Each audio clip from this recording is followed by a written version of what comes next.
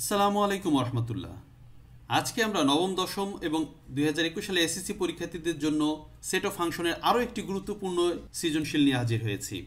আমাদের আজকের সৃজনশীলটা হচ্ছে এ এবং বি হলো যথাক্রমে 346 এবং 556 সকল গুণনীয়ক সেট। আবার পড়ছে প্রশ্নটা, এ এবং বি হলো যথাক্রমে 346 এবং 556 সকল গুণনীয়ক সেট। এখন ক এ ও বি নির্ণয় করতে হবে।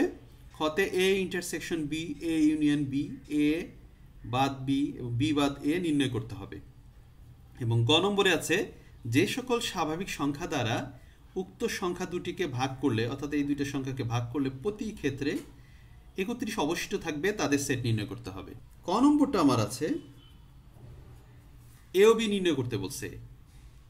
এখন এটা কি বিটা কি? এ হচ্ছে 346 এর গুণনীয়ক সেট আর বি হচ্ছে 556 এর গুণনীয়ক সেট। এখন গুণনীয়ক বিষয়টা কি? গুণনীয়ক হচ্ছে যে সকল সংখ্যা দ্বারা এই সকল সংখ্যাকে ভাগ করা যায়। যেমন 346 এর গুণনীয়ক যদি বলি, তাহলে যে যে সংখ্যা দ্বারা 346 কে ভাগ করা যায় সেটা হচ্ছে 346 এর গুণনীয়ক। এখন কি কি দিয়ে ভাগ করা যায় আমরা লিখি। 346 কে আমরা কত দিয়ে ভাগ করতে পারি? প্রথমত আমরা 1 দিয়ে ভাগ করতে পারি। 1 দিয়ে ভাগ করলে 346 বারই যায়। 2 দিয়ে ভাগ করি 173 বার যায়, আর যায় না কোনো কিছু। তাহলে আমরা এখান থেকে কি পেলাম? 346 এর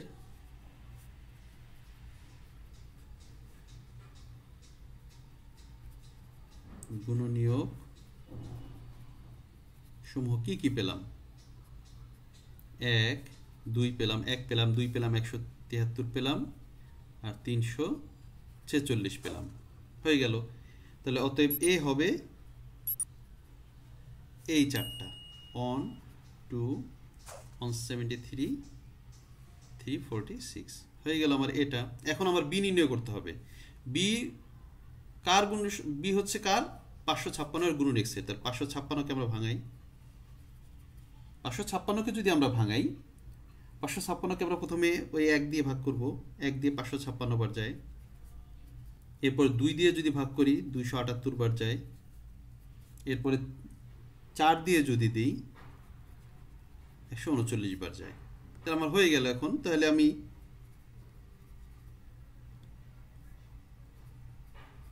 এর গুণনীয়ক সমূহ কি কি পেলাম?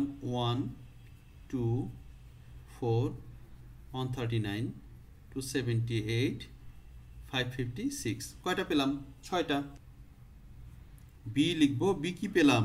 বি পেয়ে গেলাম আমরা 1 2 4 139 278 556। তাহলে আমার এও নির্ণয় হয়ে গেল, বি নির্ণয় হয়ে গেল, ক নম্বর আমার হয়ে গেল।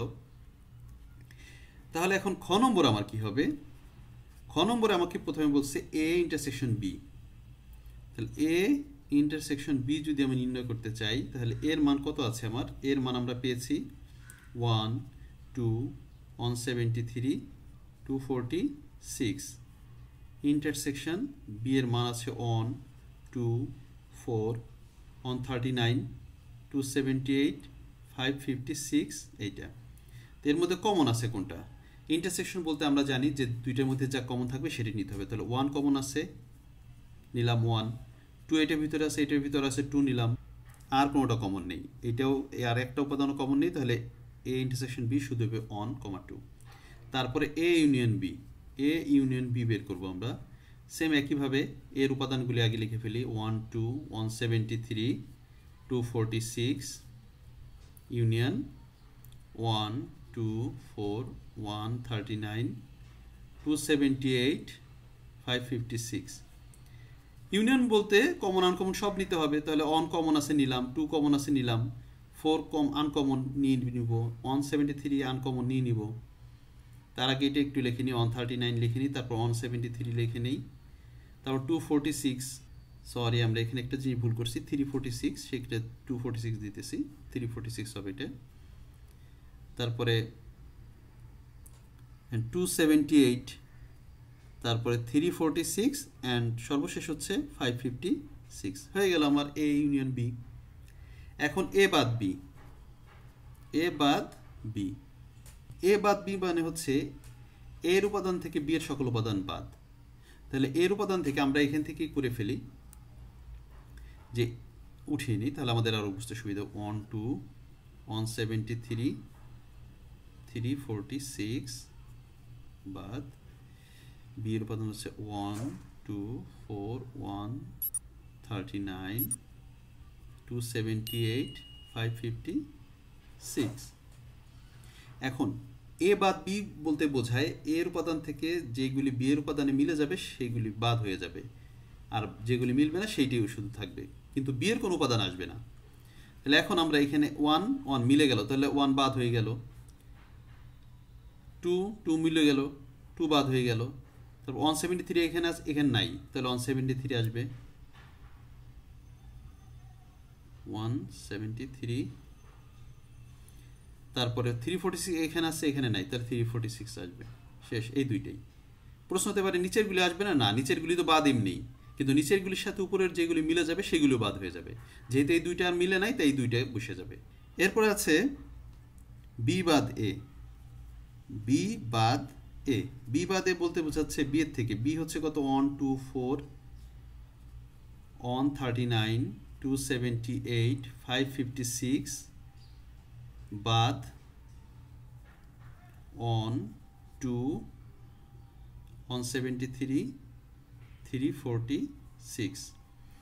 এখন এখানে 1 মিলে গেল, এটার সাথে বাদ হয়ে গেল 1, 2 মিলে গেল, 2 বাদ হয়ে গেল, তো থাকলো শুধু কি কি, আর কোনোটা বাদ যায় না, তাহলে থাকলো শুধু 4 139 278 556। এখন আমার গ নম্বর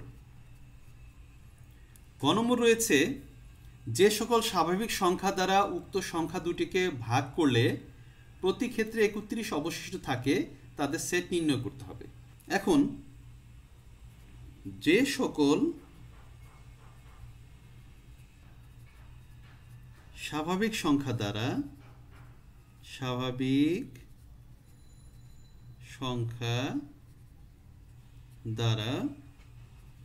346 ও 556কে ভাগ করলে প্রতি ক্ষেত্রে 31 অবশিষ্ট থাকে বা 31 অবশিষ্ট থাকে, সে সংখ্যা কি হবে 31 থেকে বড়, এবং এই যে সংখ্যা দেওয়া আছে একটা 346, তার থেকে 31 বাদ হয়ে যাবে, 315 এবং এত, ও আর যে 556 দেওয়া আছে তার থেকে 31 বাদ হয়ে 525 হইল। এর সাধারণ গুণনীয়ক হবে, সাধারণ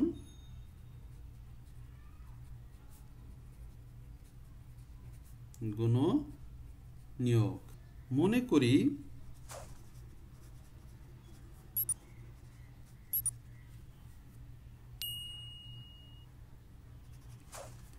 (31) অপেক্ষা বড় 315 এর গুণনীয়ক সেট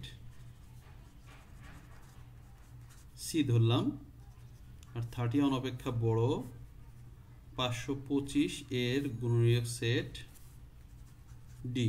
এখন আমরা 315কে ভেঙে ফেলি। 315কে যদি ভাঙি তাহলে কত কত দিয়ে ভাঙা যায়? 1 যায় কয়বার? 315 বার যায়। তারপর 3 যায় কয়বার? 3 যায় 105 বার। 5 যায় 63 বার। 7 যায় 45 বার। 9 যায় 35 বার এবং সর্বশেষ 15 যায় 21 বার। আবার 525কে যদি ভাঙায় তাহলে 1 তো অবশ্যই যাবে, 1 যাবে 525 বার, 3 যাবে 175 বার, 5 যাবে 105 বার, 7 যাবে শুধু 75 বার, 15 যাবে 35 বার এবং 21 যাবে 25 বার। তাহলে আমরা দুইটা ভাঙানো হয়ে গেল, গুণনীয়ক পেয়ে গেলাম। এখন আমি যদি লিখি সি উপাদানটার গুণনীয়কগুলি লিখব। এখন আমরা জানি কি এই 315 গুণনীয়ক সেট সি, যেটা অবশ্যই 31 অপেক্ষা বড় হতে হবে। তাহলে 1, 3, 5, 7, 9, 15, 21 এইগুলি 31 থেকে ছোট, সুতরাং এই উপাদানগুলি আসবে না। তাহলে শুধু আসবে কোনগুলি? 35, 45, 65, 105 এবং 315। এইটা হলো সি এর উপাদান। ডি এর ক্ষেত্রেও ঠিক একইভাবে 31 থেকে বড় হইতে হবে। তো এখানে 31 থেকে বড় কোনটা? 1, 3, 5, 7, 15, 21, 25 এই পর্যন্ত এইগুলি একটাও আসবে না। আসবে কোনগুলি?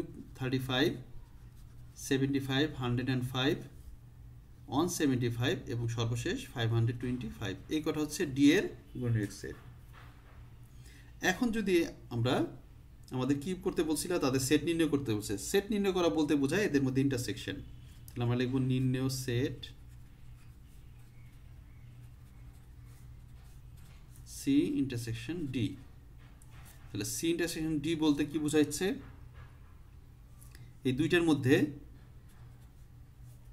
কমন আছে কোনটা? এই দুইটা যদি কমন করতাম তাহলে 35 এখানে আছে এবং 105 এখানে আছে, এখানেও 105 আছে, আর কোনোটাই এখানে দুইটার সাথে মিলছে না। তাহলে আমার অ্যান্সার আসবে 35 এবং 105। এই দুইটাই আমার অ্যান্সার।